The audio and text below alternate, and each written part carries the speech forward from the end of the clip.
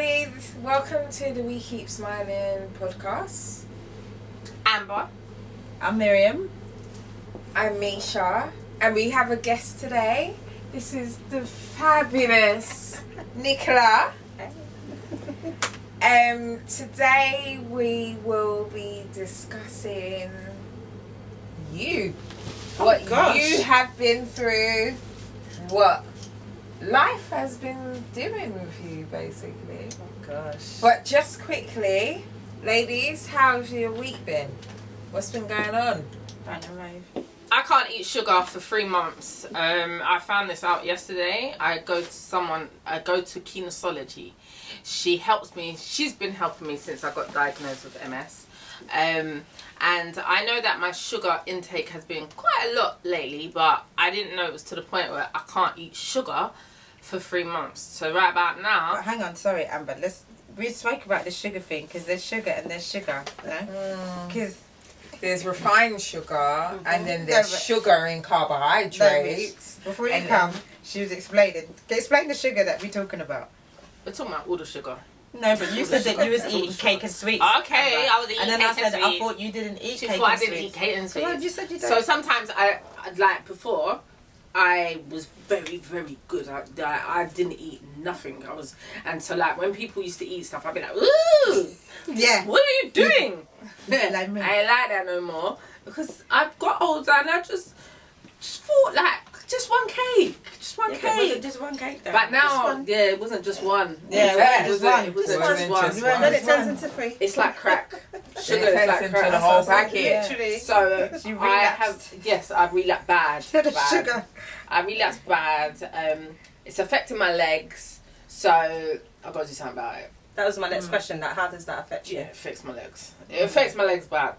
And, I just was ignoring it because I thought, well, it's okay. It's going to get better. The only way it's going to get better if I stop eating sugar. Mm-hmm. So if I really want to be running 500 miles, I need to stop eating sugar. I need to stop eating sugar. So that's my week. It's not been great. Still. But it'll be better though. Yeah, it'll be better. Yeah. I'm going Cape Verde in 2 weeks, so getting the sugar Look out. at that. Hello. Cape Verde. Getting the sugar out of my system, hopefully, will have me 10 in Cape Verde. But yeah, this MS, this just to let you know, this MS thing is no joke. No. Yeah, because I suppose, because I was talking to my cameraman and he was telling me he was also addicted to sugar. Now him being addicted to sugar and me being addicted to sugar, totally different. It doesn't affect him how it affects me, and that's life actually. That's with everything. Would you agree, lady? Yeah, definitely. The only time I can say I had a sugar addiction is when I was studying. I used to binge to cope with the stress of the studying. Binge, but then I was relapsing. Every time I had my exams, I relapsed. Yeah, that was the stress and the sugar. But do you think you've got a sugar addiction, or do you just think that actually you're eating sugar and it affects you? No. Does that make sense? Do you? There's a distinct difference there. I think sugar is addictive, so I think you can get addicted to sugar. Because I would go through phases where I would just binge and have a little bit, then I'll go shop and I'm going shop to buy sweets. Yeah. I'm literally and then there was a binge, spending £20 on sweet because I'm stressed out. £20. Don't judge me. Don't judge me. Babes, are you sure you're right? No, but it just happened. I'm sorry. Listen, I ain't judging nobody. I'm not judging anybody. Yeah, but not just sweets, like cake and biscuit. Big cake. The sugary things. Not in one sitting though. Yeah. Yeah. Straight. No, are you mad? In no, I used to do. I used to buy a Victoria's Secret cake. Yeah. You know that? No, not Victoria's Secret. Sorry, Victoria Sponge. Victoria Sponge. I used to get a spoon and eat it all. What? So, are you mad? I don't care. Yeah, but the thing is, so why have I got type 1 diabetes then?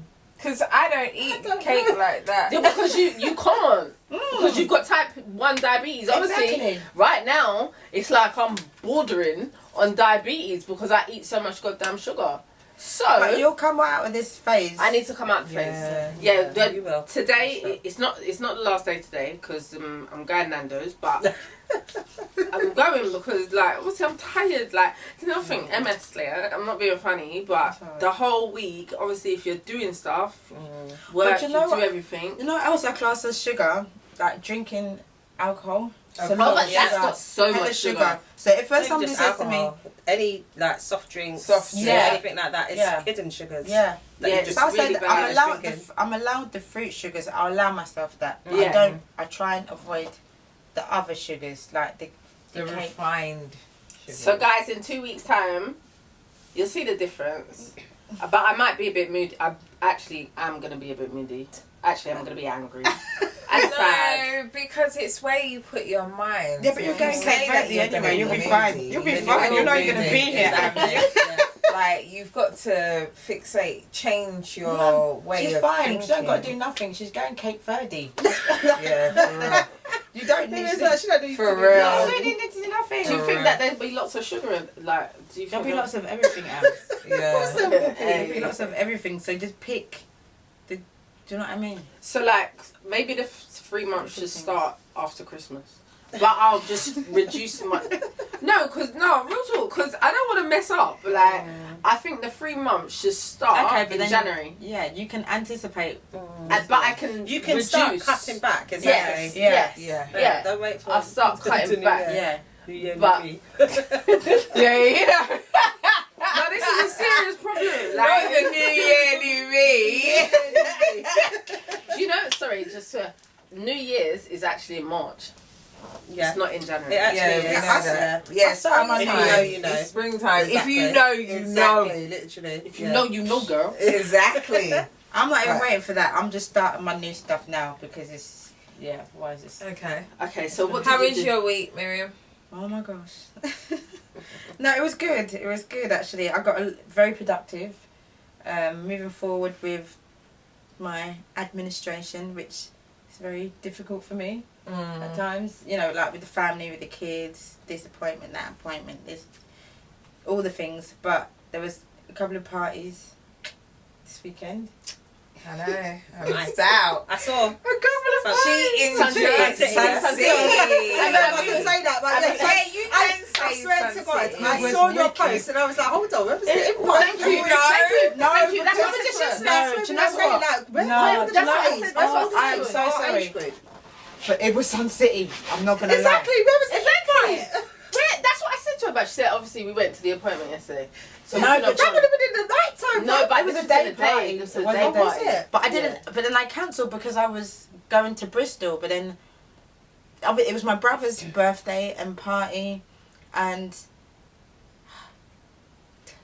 I You don't. went to Sun City. Listen, It wasn't long planned, though. story You went to Sun Sun City. You I had was a blast. I was. It was good. You didn't miss us. No, It's she okay. didn't. She was okay. If it was planned, Let your And it- body move. You got to make it. You know? Everybody wicked. could have been skanking. I'm not Do you gonna understand? But lie. instead I We was were at home skanking watching out. Squid It was Games. like. Don't do that. Don't do that, Nick. I wasn't. Don't do that. It was it was a last minute invitation. We all need to go next time. Okay, we need to We'll plan go something. because We it will. was for us. Yeah. You know what I mean? Like By it was us. For us. like our age group. Oh, Oh, you said for us. I Yeah, thought you went out yeah. for You, us. you Yeah, know, like, I just Again, I was like, promoted where's the Where most. was the invite?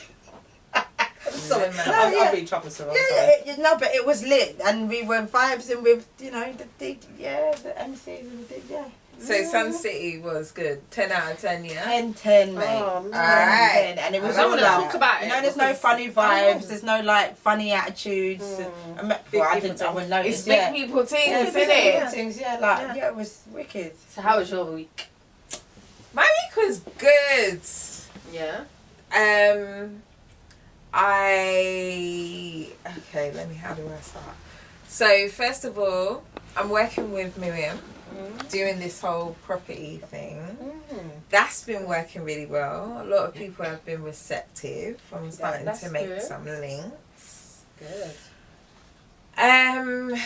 Second, I'm getting sorry, my mind just went completely blank for a second. It's okay. What else was good? Last night I went to a vegan restaurant, Jam Delish, in Islington.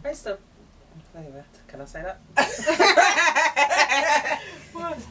Well, when I had my company, Yeah. they were located where I was, or coming out of that. Actually, really? yeah. Oh, the same spot. Yeah, that's wicked. what I'll say. Yeah, okay. So it was a lot of vegan food, but vegan, I don't wanna say Jamaican, it's like vegan Caribbean. So that was, I'll give it a firm 6 out of 10. Okay. 7 out of 10. Sorry, that's not going to make me want to go. Alright. I'm so sorry. Okay. This is my opinion. Exactly. Because the only reason why I say this, I have a reason. Okay. Go on. Because I'm a bit biased. All of us are Jamaican. Yeah. Yeah. Half. Yeah. No, Well, we we are mixed Caribbean. I'm mixed race. I'm Caribbean, so yeah. Okay. I know Jamaican food enough to know. I know Jamaican food, right. Do you know what I mean? And I feel like because it's a Caribbean restaurant, there's a few expectations. dishes That should be there. On Okay. point. Ackee and saltfish, was it there? No, that's They can't do Jamaican. saltfish. They can't do saltfish because it's vegan. It's But you could do vegan. ackee and Palm do of ackee, Hearts. Palm of Hearts yeah. is a vegetable. But you can do. It's about the seasoning. Was it tasty? Now it Thank was you, Nick. okay. It was tasty. However, there was. Sorry to cut you. Did So it we taste ain't like food Caribbean critics. food? I feel like we're being Did food it critics taste right now. Jamaican? No, but we have to. No, It didn't but taste it's not meant to be Jamaican. Okay, fair enough. So that's why I'm saying. But then are they doing Jamaican dishes? I'm sorry, I just got to ask. So they did do like a fried chicken with On the drumstick. no, it was oyster mushroom. But they not shape it Jamaican. like a drumstick. And they shaped it. Yeah. No, they didn't shape it like a drumstick. It was just shaped like fried chicken. Like fried chicken. Say for instance, Oh, yeah, it's like vegan. a Oh, yeah. thigh, Yeah. Oh, okay. and it had the But did it breadcrumbs. taste? And it tasted legit, and the gravy tasted bad. Okay. I'm not gonna So take that away. where did So where we did do it- So more? where Because did that's the the point. 6.5 came from? That's 0.5. The stew peas. The stew peas. They did a stew peas Oh, you that shouldn't was be going wrong on that. heavily For vegan, pimento seasoning. They overseasoned That it. was a bit over. Overpowering. No, but she's Overbearing. a pimento. Overpowering. If you would have said coconut, I would have understood. But how are you gonna overseason it with pimentos? What's Like, I didn't even. So my thing. Maybe God they use bless. the recipe book. Rest in peace, my Because grandma. My grandma used to make the best stew peas. No, that is- So your bar's like up Misha, there. I'm not even gonna lie because But my grandma I and the did. stew peas. I'm not gonna Yeah, lie. you can't compare That's your grandma's recipe. Yeah, my Or grandma. If you But want, I- then you're but gonna one shoot. dish You're I'm gonna over be my short. grandma's. But the thing was, okay, But as a I restaurant didn't know that stew peas had pimento seasoning in it. So that's It's why. I mean, Yeah, when you yeah. say pimento seasoning, for me, That the only it would more seasoning. be the pimento seeds. Do you get what I mean? yeah, but it must have Yeah. been seeds. Like pimentos. Do you get But what I mean? it It's the was flavour I of that. did the balls, Yeah, right? yeah. You mean? Yeah, exactly. I was I- expecting that, but I felt like it was a lot of the powder. Yeah. And that was very overpowering. That's a shame. But, you Sorry, know, other than that, Less is more. everything else Maybe I might write a was... review. You'd recommend it, yeah? You'd recommend it. Everything else was good. We ain't I would say go if you're indulging in vegan food. Yeah. It was, 6 out of you know, well, yeah, Oh. that's my opinion. Sorry. How was the parking? Where was the parking like? Because obviously the parking was cool. It was like literally next to it. It was like 5 minutes. Okay. So it's So it's accessible for disabled people. Yeah, because we need that. Yeah, we need to We know. do. I don't be liking to walk 10 million miles to get to the place. No, Exactly. Yeah, I'm tired. Yeah, Gotta go. hungry. Mhm. That's why I'm coming out And to eat. then for the last part of my week was coming to the lovely Nicola's event. You did, didn't you? I didn't even see when you left, but I was so grateful that you came, honestly. Yeah, proud, man. Proud. We Thank are you. so proud of you. Congratulations. You look Thank you. fantastical. Exactly. It's not all about looks, but no, even not gonna lie, as an event, wicked event. Yeah. Did you come? She was there. You was there. Oh my god, Mimi, I didn't see you. Obviously, I was so busy. I came and the food started. Then it turned into a day party. No, then it turned into a day party. It was lit. You was gone by that time. Yeah. DJ, everything wicked. Wicked. It was but a I good had to- event. Oh, bless you. Thank you But for then coming. that I didn't even know. Yeah, Literally, you you know, was busy. You was yeah, busy. literally being pulled from pillar to Yeah, post. Literally, the food was on point. Yeah, the food was nice. Bearish, isn't it? I did enjoy it. Barrel. Oh, But I feel like I Yeah, just had so much going on. I just kind of tasted it, and I was like, left it. maybe I'll take. Yeah. Yes. It was alright. It was good. It was good. But then, so yeah, Nicola. So then that brings on to you, my dear. How was your week? Gosh, swings and roundabouts, like ups and downs, rounds and rounds. My week started off very meh, like literally, like I've had so much going on this week, just in terms of like I'm transitioning out of work wise. Can't even say too much. In fact, oh, I think I might have said too much already. No. I'm transitioning. Let's just leave it there. Full stop. And yeah, just with the whole MS stuff, and I think for me, it's kind of like I don't know where MS starts and the whole kind of aftermath of cancer begins, if that makes sense. Don't say too much. I'm not going to say too much, but yeah. So for me, it's just kind of been, just physically up and down. But, I had to kind of, the whole build-up was to Thursday, the event that I done. Can you see me? Shout out Quaid and Be Me for them. Shout out Andrew Ram. Andrew was on point. He's on point. So that was my build-up. But I don't know if for you guys, I guess when you're building up to something big, sometimes it takes a lot out of you. Yeah, yes, it does. And that's definitely, I would say, what happened. But I've got the tendency to kind of go into overdrive. And just kind of, I work well under pressure for some strange reason. So with that being said, I feel like I paid for it on Friday more than anything. But from, I guess, Thursday morning, it was just all systems go. Shout out, Savs did that as well. She done my makeup. Oh boy! Oh my gosh! Yeah, she did. You look wicked. From literally the morning I went, got my makeup done, had who was it? I think my sister said to me, "You think you're some celebrity?" Because I had about 4 or 5 outfits that I just didn't know what I was going to wear. And I've got a tendency as well, when I've got something going on, it's like I will go to the shop, I will spend a good £400-500 not knowing what I want to wear. What happened on my birthday? No, literally. That's what happened to Because I was like, I need outfits for how I feel when I wake up. What if I don't feel this way when I wake up? I need to dress how you feel. How I feel, for sure. So that could be literally any number of different. So I had about 4 or 5 outfits. I had my makeup done and I was running behind time, and I quickly tried them all on, and then the last outfit I kind of had an idea that was the outfit. And my sister like, why did you try all these other 3 outfits just for this one? Like, this is the one. So yeah, it was good. Obviously I was hosting with Andrea, shout out Andrea. And it was just an amazing event. It was around cancer and how it affects people in the BME community. And for me, obviously, as you know, that I've gone through, hopefully we'll get into that, but I've gone through my own experience with that.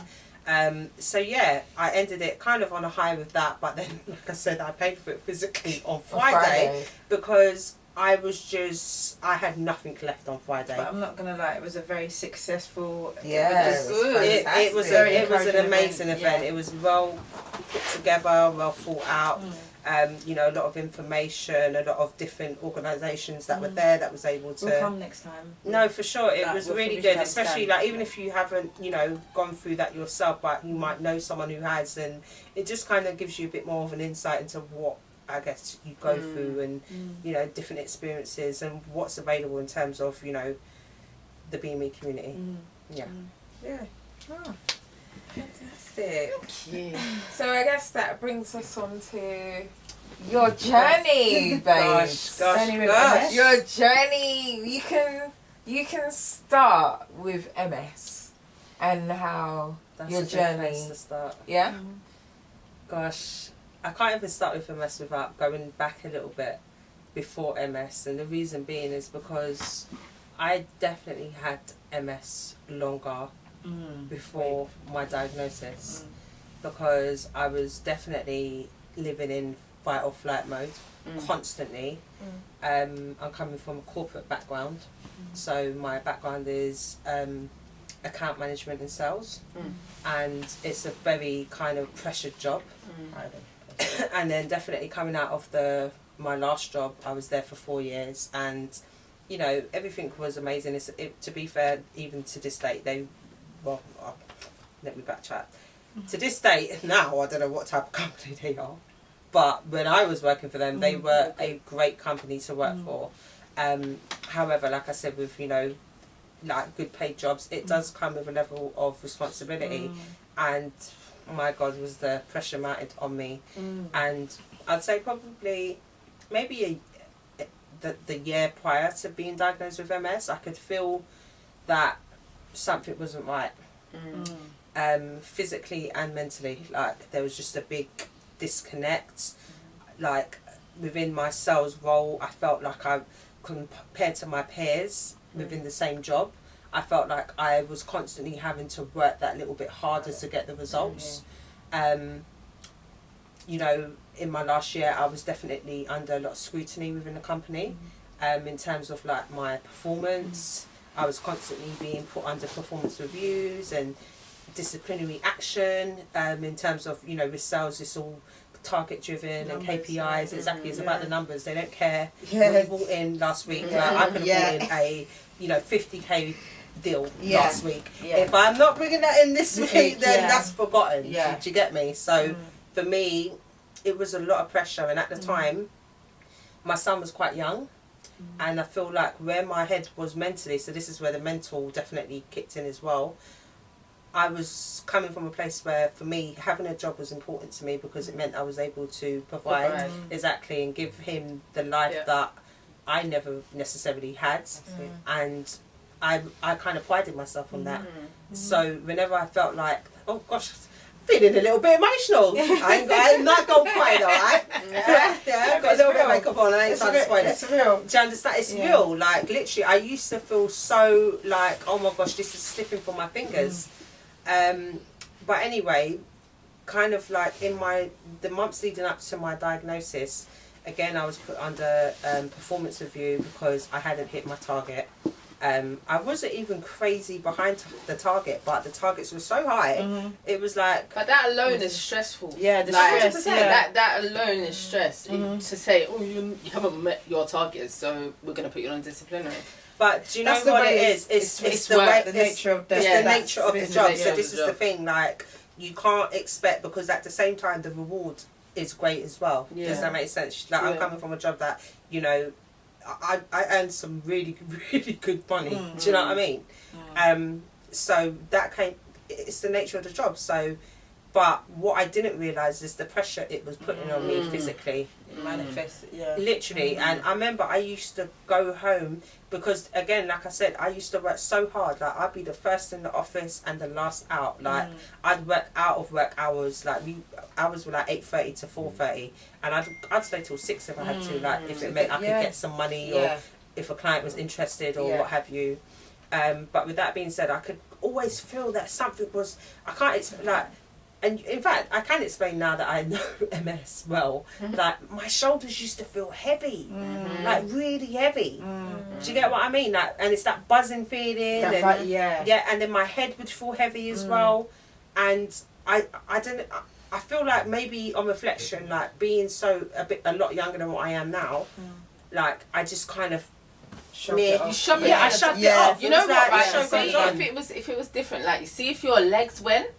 it'll be different because you Okay. can't shrug it off. Okay, But yeah. because no one can really see your shoulders. Yeah, And and maybe they don't can see use when it like that. you might be feeling uncomfortable, but it's not the same as your legs. It's not exactly. It's not. It wasn't debilitating me. Yeah. Or so I thought. Yeah. Enough. Yeah. Exactly. Yeah. So fast forward, I remember it got to like October time. So I was under performance review. Again, I'm a person like I forward think. So whenever that used to happen, because I'd been under it, that was probably like the third time in the 4 years I was there.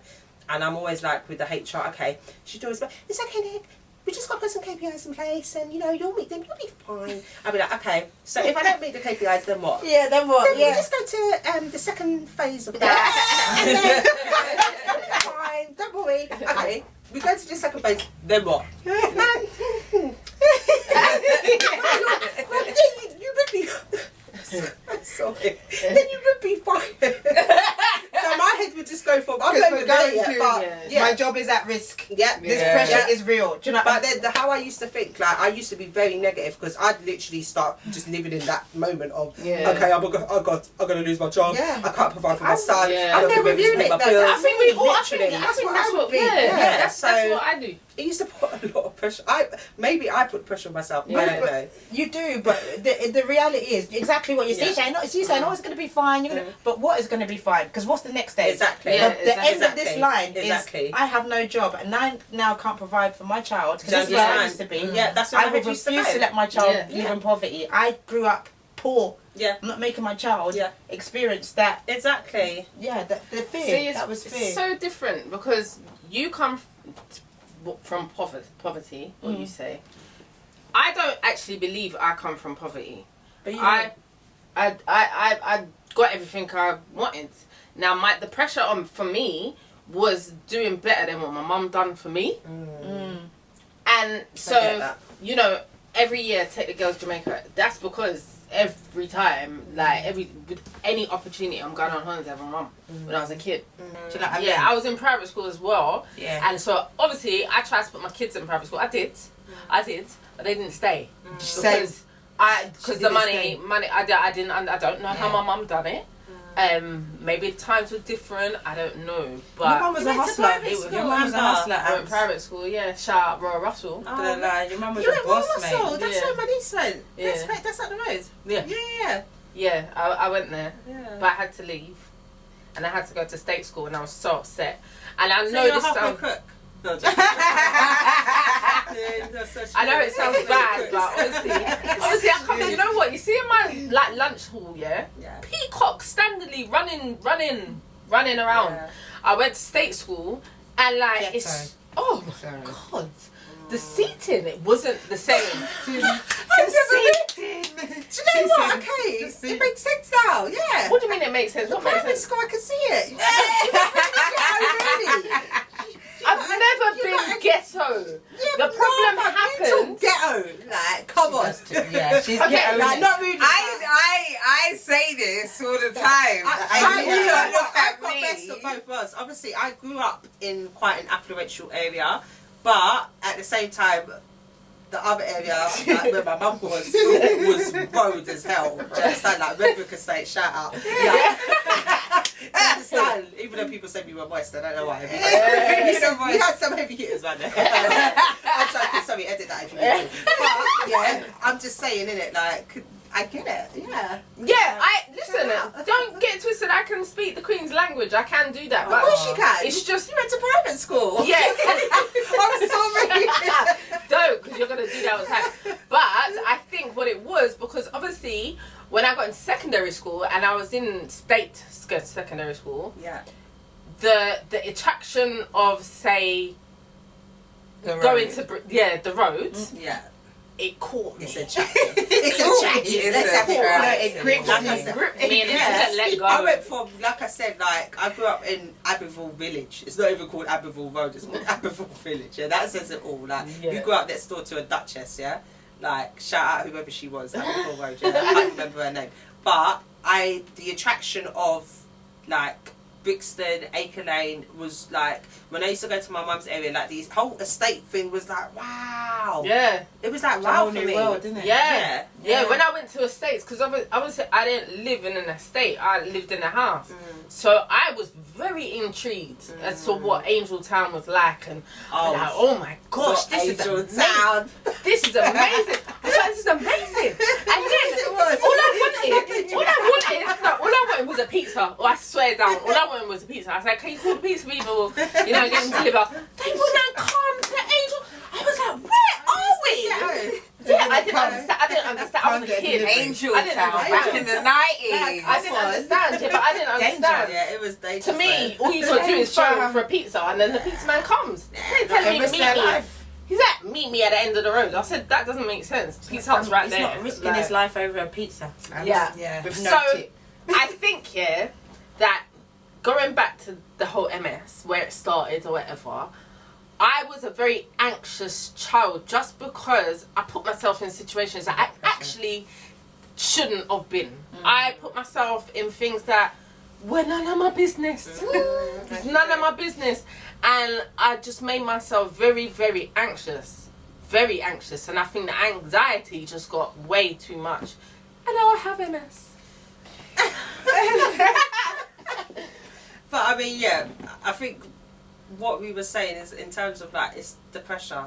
Like, I get that from your end, that, coming from a good background, and your mum set levels, so it's kind of like that's the pressure that you've got to set those levels for your child. Pressure. Whereas for me, obviously, even though I grew up in an affluential area,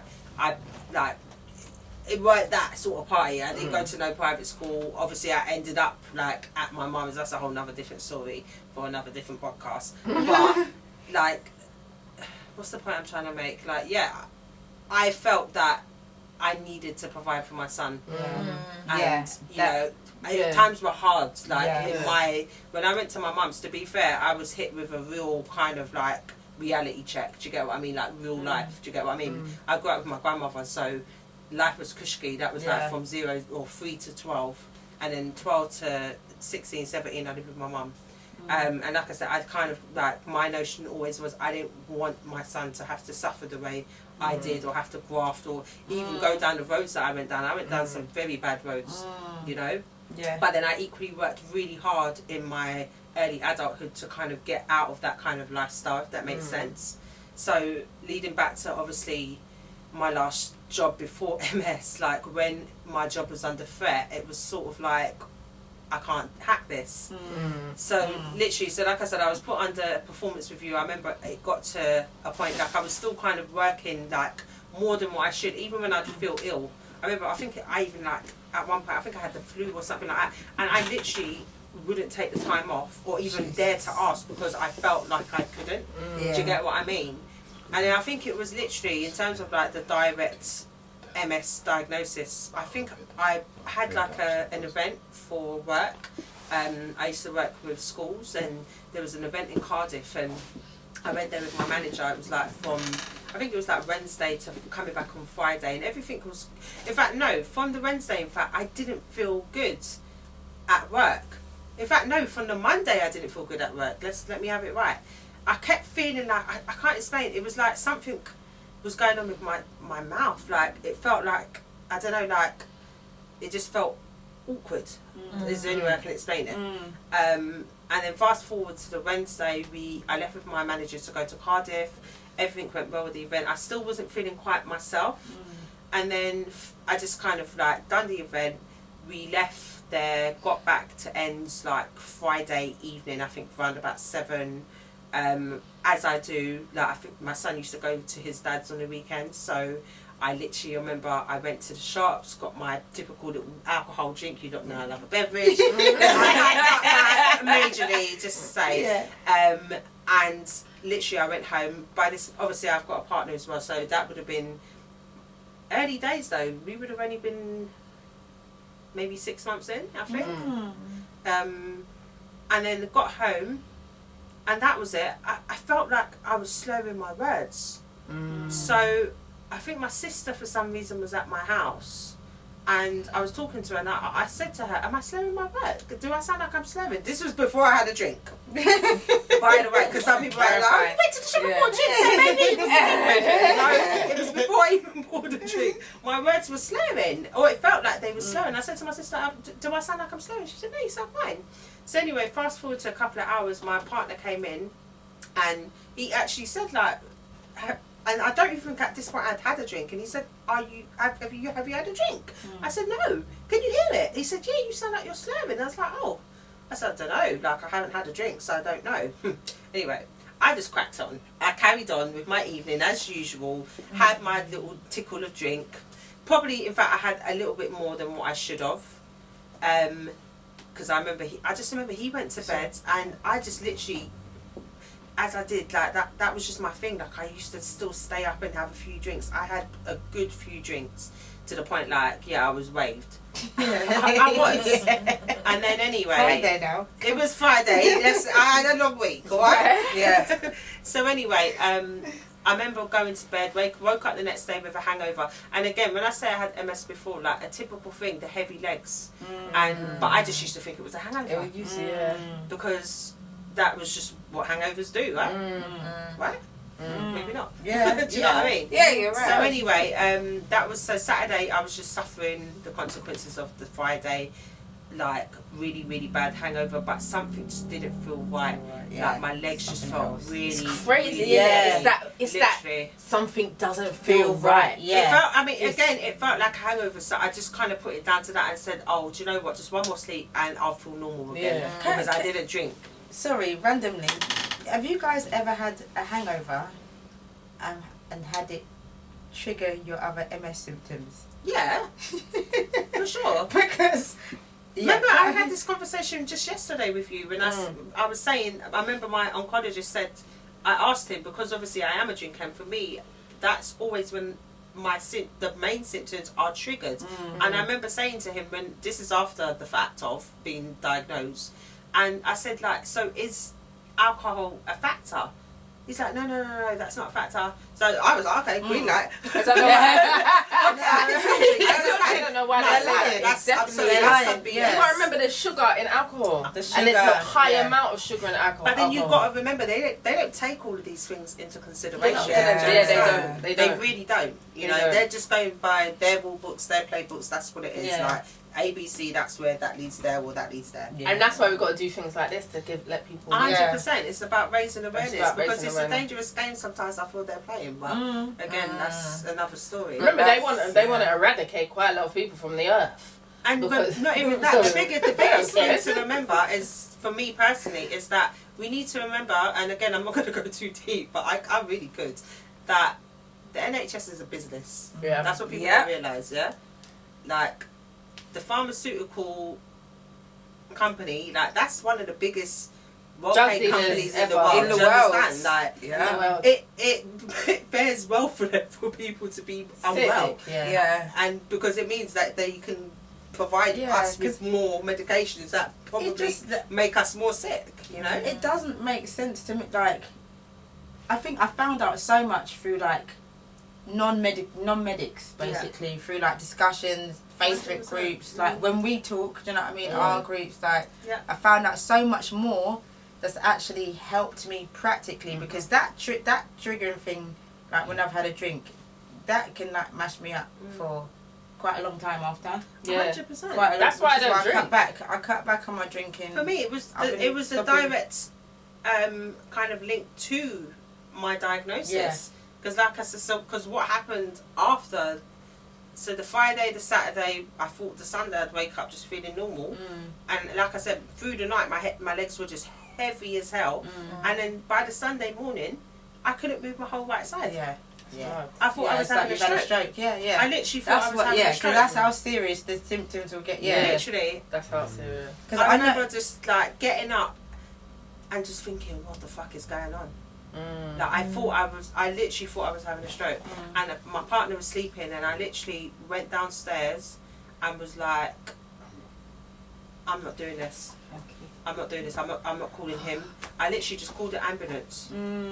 I didn't want to wake him up. I didn't want to alarm him, but I literally could not feel the right side of my face was drooping to one side.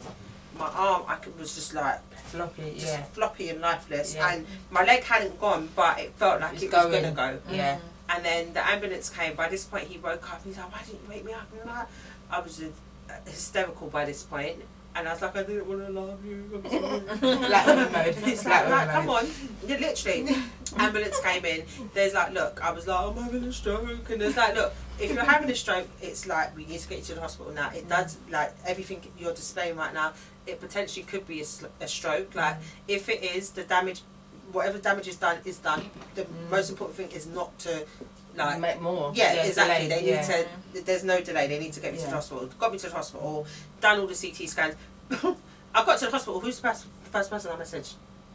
I don't think you lot will guess this. Your kid's dad. My work. Oh God! My work. So do you remember me telling you about work? I messaged my manager and told him that was the first person I messaged. Are you serious? I'm serious. Look at that. It was so much in your subconscious. Wow. That's how much pressure I was under. Wow. I messaged my manager and said, "No, I believe that. I don't know what's going on. Yeah. I'm really sorry. I don't think I'm going to make it in tomorrow." She's really sorry. Do you understand? To be fair, he was my manager was, he's a, like, shout out, like, I'm not going to say his name, but he knows, he ain't even on social, so you ain't going to see him. But, literally, that's where my head went. So anyway, they done all the tests, everything, like CT scan just showed abnormalities on my brain. So then after that, they done all the other tests. They's like, "Look, we need to admit you because we don't know what's going on. We need to give you an MRI." So they eventually, I think it was, they admitted me in. The next day, they gave me an MRI. I think the physio came round, and I remember when it was like she was trying to make me write my name, and I couldn't even write my name. I couldn't write. She was giving me different exercises to do. My hand was just like I was like by this point I was talking like I couldn't talk properly. Like literally, I couldn't even. So I think when I called my manager, you could hear it. He was like, "Nicola, like, just look after yourself." Like literally, no disrespect. It's my reality. It's your life. Do you understand? That's how I was talking. I was talking crazy. But anyway, so I remember the Monday, I was just in tears. The Tuesday morning, they were supposed to come round like for the ward round to tell me, you know, what the hell was going on. I remember there was a lovely couple, like she was in the same ward as me, and she came, like, because I was sobbing the whole night, and she came over to me in the morning. She's like, I didn't want to disturb you, like I could hear you was crying through the night, and like I'm being honest, like I know the doctors haven't come round yet, and I don't want to scare you, but like I think you might have what I have. And I was like, "What do you have?" On Friday, didn't you? Yeah, we can laugh that. Now we can laugh about it. I know. And then she was like, "I've got MS." I was like, "What the hell is this?" And she's like, and then she tried her best to explain. It was just going in one ear and out the other. I was like, "What do you mean? What is this? Am I going to live? Am I going to die? Like, what's going on?" So then anyway, she gave me a lot of information. She actually then, because bearing in mind it was St George's, and you know St George's has the whole MS department downstairs.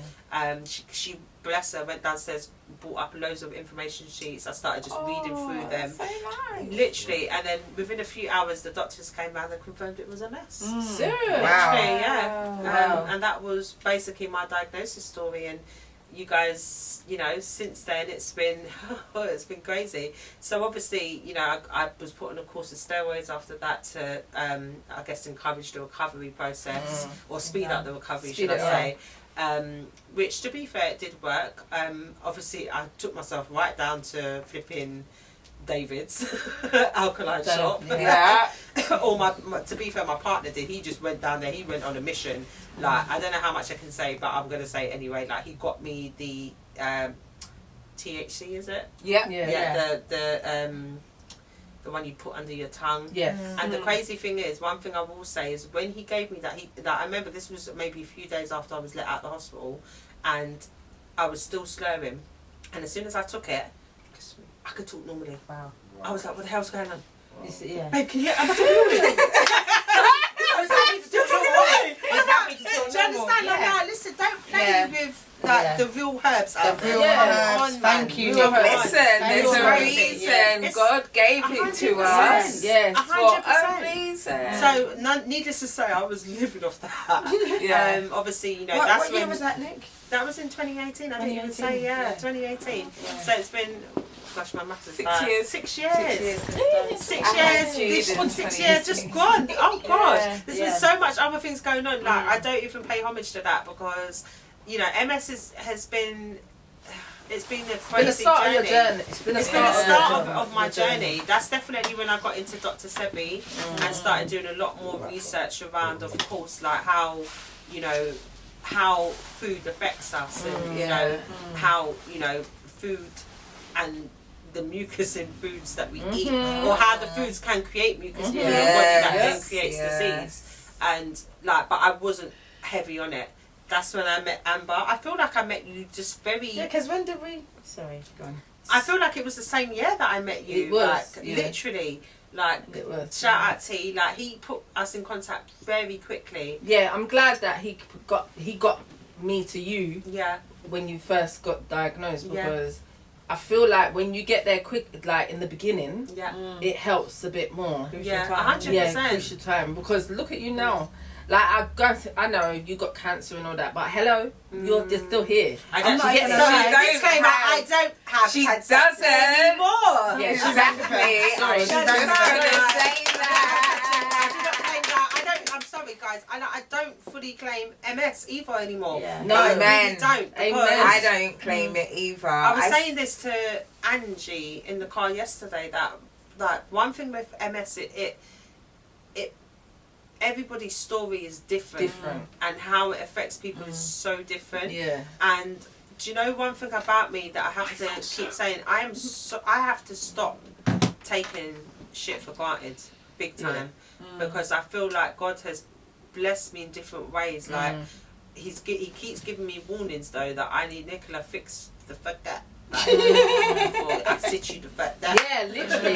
Literally, he'll sit you down. Like sit you down. And he keeps sitting me down, and I'm keep like, oh my god, next time. And it's like, Nicola, like, come on, get it together. And I am getting it together. I'm trying to be kind to myself equally. Yeah. But you know, and just to digress as well, like what I wanted to say is that Amber and even Keep Smiling, like Miriam, Misha, like you three, gosh, I could get emotional talking about you three and my journey. Like literally, like if you are watching this and you're out there and you have just been diagnosed with MS, or you know you have had or have MS and you don't know where to turn, reach out to Keep Smiling, because these three have been so pinnacle in my journey, in just having people who relate, because that's probably been one of the hardest things, like not having people who relate to you and who understand you. And for me as well, like I don't wear my MS, like it's not visible, it's like it's a very hidden chronic illness, do you understand? And therefore it's like, unless I tell people what I'm going through, there's so much misconceptions, or just, and because of who I am as well, like there's so much still expectations of me, Nicola, like of what, like people think that I just, like my son will be like, oh, what do you mean you're not cooking? I'm like, you're superwoman. Like, do you understand? I've just recovered from, like, don't get me started on cancer. Like, I'm not superwoman. I'm not superwoman. You're supposed to be invincible. They see you. They think you're invincible because that's how we behave. Like, literally, I'll be falling and just like, oh, come on, everyone.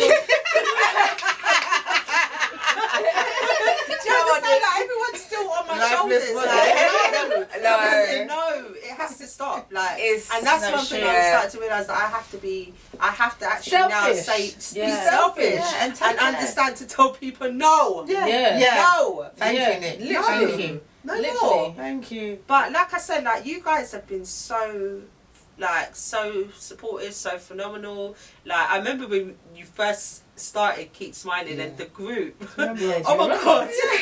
Do you know what? Just make a hold of it. I make the cake. I was clearing up my WhatsApp. I'm sorry, I'm laughing. do you know what I was saying is about the group, innit? When we used to have the WhatsApp, not the WhatsApp, the Zoom calls. meetings. Oh my gosh, Every some week. lockdown Every Zoom. week. It just They put were me, wicked. yeah, They were it was wicked. kind of moving back, like. It's just support. It was Yeah, the support that was the given. support. Like you supported so many people, and even lockdown, that was crazy. Like Oh my a crazy gosh. time for everybody. So But we had a good time. No. All four of us. I didn't. No. She was there. Every Friday. That was my highlight of the whole. That was my lockdown. highlight of the week. The Yeah, whole, for sure. the whole lockdown. And again, Yeah, it was the just Zoom parties. parties. The Zoom parties. Yeah. Yeah, the Zoom And then we tried to parties. go It was a great time on. for the What's Zoom. that thing? What was that chat thing? House party. House party. Yeah. Oh my yeah. God. Remember party, you know? Hey, lockdown was you amazing. you guys have come a long way, you know. Nightmare. Like, literally. Yeah. Look at you not screwing. Like, it's crazy. No, I just got another flashback. Oh god. Yeah, so you guys, like I said, you've been such a big part of my journey, and just my recovery and just like where I'm at today. It's been crazy, you know. So big up on all. Big up on yourself. Big up on yourself. Big time, man. Trust me. But yeah, I definitely what you said about the relatable thing. I needed you guys, or Amber. Obviously, I met you Amber first, but you guys are the most. You're my sisters. I needed. And the thing is, yeah, it's so mad because when I first thought about this whole, you know, black people with MS and red hair 10, we need to all come together. I never ever thought I would meet people like myself. I never thought, like the first person I met, Miriam, and I was like, wow. I remember phoning my mum, she's exactly like me, like she can walk and, you know, MS don't bother her so much. I said, she's proper cool. I think that I can do something with her because I think she's on the same wavelength as me. And then, Miriam, bless you. Yeah. She's so calm. Oh, Amber, yes, we can do something. Yeah, we can. And then I think my friend phoned me and said about Misha. It's like, you need to meet her. You need to see her. You need to go and help her. And I'm like, help her how? I can't help people. Like, I don't know how I help people. And then I went to see her. I was like, yeah, this girl's mine. This girl's mine. She's my wing, yeah. I'm going to get her straight. And then Nicola, that was from our friend that is not here at the moment. Yeah, he said to me, nah, she needs help. You need to help her. So what the fuck can I do for her? I can't do nothing. But yeah. And this is the thing with you. You don't realise, I still don't think you realise how powerful you are. Like, when I say powerful, like, the knowledge you have, like, you've had MS for how long? 28 years now. 28 years, that's a long time, babe. That's a long So time. very And to have someone, for me personally, what you brought to my life is to have someone who I identify with, who, you know, is similar to me and who is as knowledgeable as you are. Like, in terms of, like, you've given me some gems, babe. Like, you put me onto some things. Do you understand that? Like, yeah. And I said this from the beginning, like, don't sleep on yourself.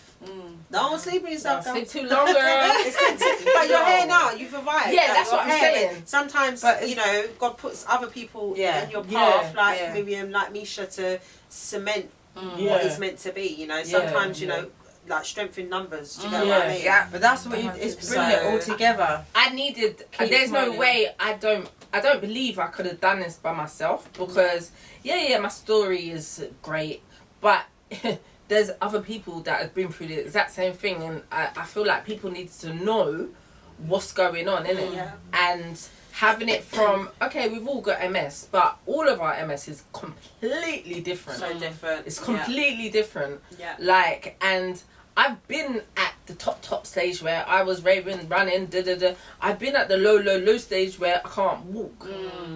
And it's nice to meet people when it's an in-between stage, if that makes sense. Definitely. Like, I don't know. But I am so grateful to have, like, not being funny, but none of my friends are sick.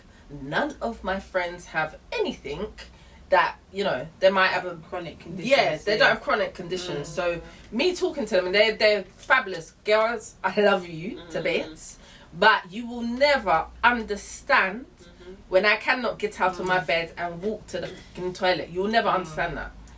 Whereas, unfortunately, or fortunately, I don't know, but they do. And it is so much more comfortable. It helps me sleep at night, knowing that I'm not the only one. And especially like within the black community as well. It's like, you know, you want to know. I know it sounds bad, but you don't want to feel isolated. You don't want to feel like, oh my gosh, I'm the only black person in London, in South London, going through this flipping debilitating shit. Like. You know, and it does until you arrive. Where we have. It's like it literally, when I was diagnosed, I felt like, oh my gosh, MS, I've never heard of that. I'm the first person. No one in my family's got MS. Like, even know what it was. Do you get what I mean? So to have a community that you three have built and have, you know, continue to nurture and to grow, like, that's what's up. I think on that note as well, I've always, obviously, it's kind of not nerve-wracking, but a little bit tricky for me. Even when you got diagnosed with cancer, I was like, oh gosh, we didn't even get to that. Now we get on to the next part. Yeah, I don't know if we've got time today, like, but we got time. It's crazy because you see, back in 1990, whatever, they said to me, because you have MS, it's a low risk that you're gonna get cancer. I thought that throughout the whole of my MS journey, literally. Then this one comes and says to me, I got cancer. What? You're going against the grain. What are you doing? What are you doing? They said that you can't get cancer. So how do you get cancer? No, we need to sort this. We need to sort it now. And look at her now. No, Nick is a boss and I'm so happy, but obviously for me personally, from my experience with cancer, forget the MS bit, like, it was just terrifying. Because obviously, my family, my dad, it was just like, do you know what I mean? And even down to recent, at the time, I didn't say it to you, but I was going through my own checks. And I'm going through them same checks. Yeah. Was you? Oh, Miriam. No, don't. I'm so sorry. It's okay. It's okay. I didn't mean to do this. I'm so sorry. It's okay. It's real. This is the thing. Like, when you don't forget getting that diagnosis, like just going through that whole process of thinking you might have cancer. Don't you go triggering. It's annoying. It's annoying because I've had lumps. Yeah. Then I got lumps again. Yeah. Then it's just like, I know I'm fine. Don't get me. You know, they're doing all the scans again, the mammogram, doing all this back and forth. It's just irritating. And maybe yes, I party hard, but sometimes and I have I stopped drinking. I had a couple of drinks last night though. But do you know? I feel like sometimes I just need to like take my head out of. It's a bit too much. Do you know what I mean? Yeah. I don't know what that. Have your scans all come back okay if you want to? No, I'm going back on Wednesday. Okay. Again. To do the. So I haven't actually. Yeah, I'll be fine. Because I just thought it was one side. Then they said, oh no, but you've got lumps on the other side. Do you even know how to examine yourself properly? I said, I don't know. I mean, I don't know. Told me how to examine myself properly. Is there a proper way? There is a proper way to examine yourself, and you know what? I do really want to talk about this, and it's something that I'm going to be creating my own space to, because I've got so much information in terms of the cancer that I want to share with people and my experience.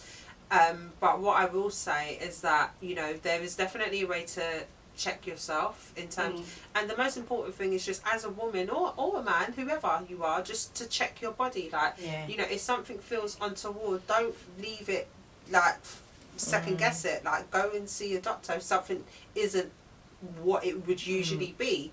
Like for me, I was fortunate to have found the lump myself. It happened at a time when I was actually going through everything I was going through with my mum. And I didn't feel I had that headspace to actually follow through and deal with it. So I kind of left it, not for long, because it was, we knew our mum was going to be passing imminently. So when she passed, I literally, as soon as she passed, I made that appointment, went to the doctors, they felt the lump, they said, look, we need to get it checked out. They kind of fast-tracked me so to speak. So it was from doctors. 3 weeks time later, I had the checks at the hospital. Well, I say the checks initially, and this is another thing, and this is a part of, you know, the Can You See Me conference that I've been quite heavily involved in. It's about, you know, the disparity in terms of sometimes the treatment and how the black community, not just the black, the BME community are treated when it comes to certain health issues. Like, there's this kind of like misconception. In fact, it's not a misconception. We are strong as hell. Yeah, let's make that clear. But we are human. And we feel pain. Do you understand? Yeah, I like we feel pain like everybody else. But there is this kind of thing. Like, I've heard it a few times. You even kind of echoed it yesterday, that actually, oh no, that can't happen to you. Oh no, you know, you're strong. That no, like, come on, like, let's be realistic. You're human. You're human. Human. So anyway, initially, why I'm saying that is when I was checked over, they in fact, before I was even checked, they was kind of like, okay, yeah, I was 35 at the time. So long story short, they was kind of like, they were piling me off. They was like, no, you ain't got cancer, you're too young, like, this does not affect you. Yeah, they said that. But so yeah, it's been a lot, man. So obviously, I got the whole test out of the way. Like I said, that was off of the back of my mum passing. So my mum passed like the 11th of August. We buried her, as you guys know, because you were all there, the 1st of September. And I think I had the whole test done a few days after that, and I got my diagnosis on the 14th of September. So it was literally back to back to back. That's crazy. And even like, still, it's wild to me when I think about what I've gone through in such a short space of time. Even telling my family, I remember. In fact, let me back up. What I will say, and I know we're going to have to do part 2 because it's just too much information that I need to give. But when I was first diagnosed, it was left, okay, we've done all the tests, you'll get your results back. Of course, I'm like, okay, but when? And they're like, do you know, come on. There's like, look, it usually takes a few weeks, so just give us some time. We won't. I said, okay, will you call me? What's going on? They said, we will never give that sort of information on the phone. We'll usually tell you to come back in. So I was like, okay, cool. Well, not cool, but cool. So then I left there. Of course, I was worried like shit. I literally got a message through because I'm linked in with all the, you know, online stuff, and I got like an email through saying, or message on the portal saying, okay, you've got a telephone consultation for your results on this day, and it was something like maybe the 27th of September. So I'm like, okay, for my results, telephone, it must be okay. Yeah, it's gonna be like good. literally, I had a moment of thinking, do you understand? Yeah. So I was like, okay, cool. So then I even like, of course, like tried to call them and like, okay, is it for my results? Can you not just tell me? Yeah, they were giving me nothing. So then I think it got to about, it would have been the 13th of September, and I got a call randomly from the hospital, and they was like, oh, hi Miss Boyd, Miss Darsol, we need you to come in tomorrow for some additional tests. And I'm like, tests for what? There's like, because basically we, you know, there's abnormalities, or, you know, we can't, there was already abnormalities, but they can't work out what's going on. They were very brief, in fact, and I was like, okay, but do I still need to have the telephone consultation? Have you got my results back? Like, I'm not getting this. Like, look, please don't worry, it's probably nothing. Sometimes this happens. I think we probably do have your results, and maybe it's not cancer. I don't know. It was just, I was just like stressing. Went to the hospital. The first thing that happened, like, I got to the reception, the lady gave me a piece of paper and told me to go and wait in the waiting area. I went to the waiting area, I started looking at this paper, it had all these different details, some duck, something, duck carcinosis, something, I can't remember the words. But what I do remember is I Googled it. And when I Googled it, it said early stage cancer. They were basically calling me in for this additional test. There's like, okay, Miss Boyd, could you come through? I'm like, I got literally to the door and I said, look, what the hell is going on? Like, I'm not going for more tests, and you haven't even given me my previous results. they was like, oh, has nobody given you the result? I said, no. They was like, okay, if you don't mind going back in the waiting area, I'll call the consultant to see if they can come and talk to you. I was like, okay, whatever. Went back to the waiting area, seemed like forever. Eventually, they called me through. I went in to see a consultant that I've never spoken to until that day. I ain't even spoken to her since then, to be fair. And then, long story short, she was just beating around the bush. I was like, mate, get to the point. Like, what's going on? Have I got cancer or I haven't? She's like, look, we should not have told you like this. I don't understand why this has happened, but I'm really sorry to tell you, you do have breast cancer. And of course, I was like, oh gosh, I was a hot mess. Bearing in mind, I did not know that was what was going to happen. Yeah, because I remember even the day, like, I'd initially told my partner, okay, they've called me back in, and then on the day, I kind of fobbed him off a little bit, and I said, oh, he's like, oh, what time's the appointment? I don't know why. I said, oh, my sister's coming with me, and he's like, oh, are you sure? And I was like, yeah. I don't know why, because I just didn't. It was a lot. It was a lot. You know, my mum had just passed everything. So, do you get what I mean? So then eventually, I like literally, of course, I got the news and I called him. Oh, cancer.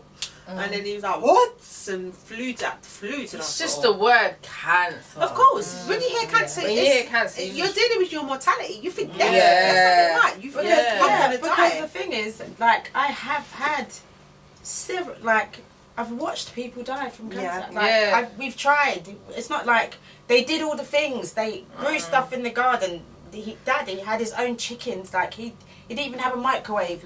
All of those things, and that's why I get. Yes, I do. We do everything we can for MS, and we eat all the green stuff and the beige stuff, and we train. But bottom line, I've watched cancer take out a lot of people that I love. Took my mum out. Yeah. Can you imagine, like 2 weeks before I buried my mum? I know. I know, it's hard. Yeah, it's hard. And we just lost your mum. I didn't even know what to say to you, you know. Like, cancer's never rocked my family until now. Never. So I was like, what the fuck is going on? I think that I didn't want to, not to admit that you had cancer, but I just knew that we're gonna fight it. That's taking this it wasn't I wasn't emotional. I wasn't crying because I know that she married. No, seriously, that's why, because so many people cried that it was like every time I told someone new, it's like I had to. This is after me dealing with knowing. I had to deal with, like, I remember one person and I said, I think she saw it because obviously I started, you know, deciding to post stuff and one of, like, a family friend out of the blue, she called me, she's like, Nicola!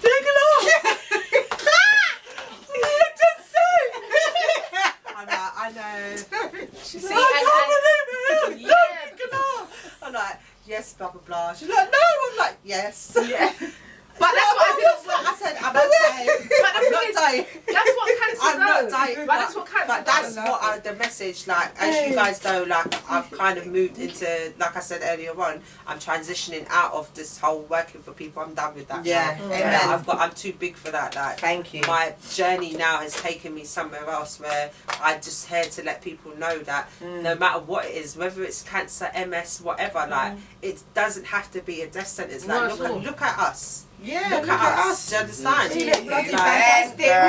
Like, you better believe it. Your limitations you put in front of you, as far as I'm concerned, because mate, I dealt with this like a G. Do you understand? You really did. But it's crazy. Like, what I will say, like, if we, you know, we're gonna have to do a part 2, I would say, because there's so much more I need to kind of share with you guys. But the one thing I kind of do want to say is that at the end of the day, how you deal with anything is how you deal with everything. And if it's a choice. Like, you can have a diagnosis and it can be the worst thing that happens, or you can have a diagnosis and see it as actually a great opportunity to overcome yourself, a great opportunity to work on yourself. And that, for me, and it's still ongoing, and like, I'm not sitting here saying that, you know, you guys know me personally, like, I'm not perfect, but what I am committed to doing is working on myself every single day. I always say that if I didn't get MS, I think my life would have been very, very not nice. 100%. It changed changed me as a person. It really does. It changed everything. Changed everything. So on that note, I am thankful I've got MS, but I'm not thankful that I've got all the stuff that MS comes with, if that makes sense. With the mindset. This is But my mindset has changed. You know, My mindset has changed. You can either look at it as a death sentence like cancer or MS or whatever it is, or you can see it as a great opportunity disguised as an impossible situation.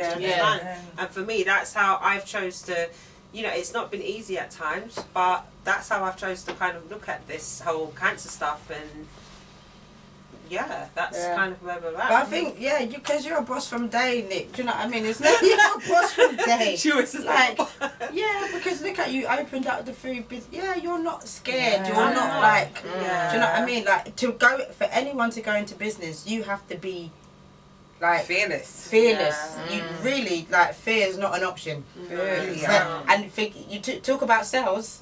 Like, if you don't make money, you don't eat food. Like, there's nobody on your back. Exactly. You have to eat. You know. What's it? Get rich or die trying. But you know, that's just. I was just thinking that. Get busy living, get busy dying. Get busy dying. I love that. Or get busy dying. You know, life is for living. Life is for living. That's really good. We do some great living. I'm not gonna lie. It's a great time. Sorry, but we're looking at a sign. If it says "get busy living" or "get busy dying." Shout out to CJ, who actually done this. CJ. And shout out to Adrian and shout out to Chinks. What? Without he's them, not even helping me. I'm Can we get a round of applause? Without them, this wouldn't have been possible. What's up? What's the name of the? Get me to work. Get me to work. GMTW. So this episode, it's been very emotional and it's been lovely as well. I believe that all of us feel the same. We have the same temperament. There will be a part 2 because we can't just leave it like that, yo. Stay tuned. Part 2 and more guests. Like and more guests. Subscribe and comment. I always forget that. Keep smiling. To We Keep Smiling. Thank you. I thought you were going to say .com or something.